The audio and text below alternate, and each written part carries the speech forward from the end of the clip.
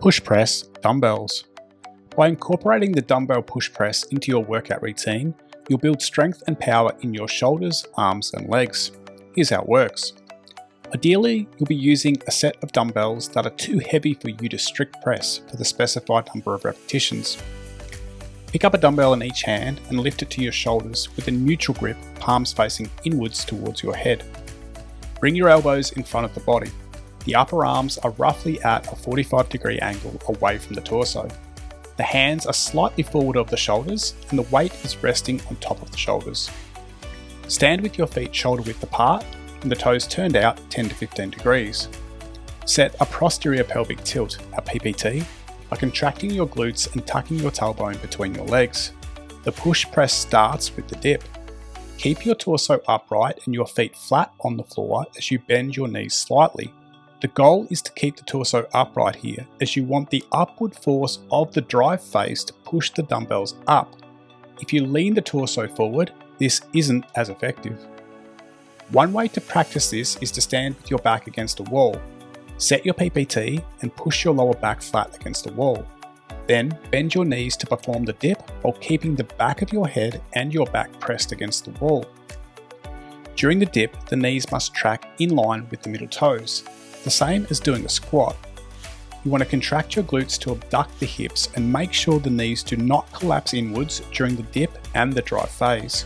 A common mistake is to allow the knees to collapse inwards during the change of direction when moving from the dip to the drive, so be aware of this and try to avoid it. The depth of the dip should be about 10% of your height. Once you get to the bottom of the dip, you must change direction with speed and power.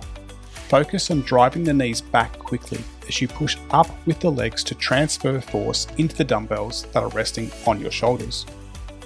As you finish extending the knees, start to press the dumbbells up and slightly back with the arms while maintaining the neutral grip. At the same time, push the head forward between the arms. As you lock the elbows and catch the weight overhead, make sure the shoulders are elevated and your biceps are as close to your ears as possible. Try not to arch your back during the push press. Your shoulder flexibility will dictate the quality of your overhead position and the level of arch. During the drive phase, it's okay for the heels of the feet to lift off the floor, but as you lock the elbows and catch the weight overhead, you want the feet to be flat on the floor for stability. After locking out the weight overhead, carefully lower the dumbbells back down to your shoulders with your elbows slightly forward of your body, the hands slightly forward of the shoulders, and the weight resting on your shoulders. As the dumbbell comes down to rest on the shoulders, bend your knees to absorb the impact and use this momentum to initiate the dip phase of the next rep. During the push press, avoid arching your back. Keep your bottom rib pulled down throughout the movement to protect your lower back. In terms of breathing, inhale during the dip phase and exhale forcefully during the drive and press phase. This helps stabilize your core and provides better power generation. The dumbbell push press is best performed 3 to 6 sets of anywhere between 5 to 15 reps. Give it a try and see how you go. If you've got questions, please leave them in the comments. If you found this video helpful, please hit the like button and subscribe to the channel.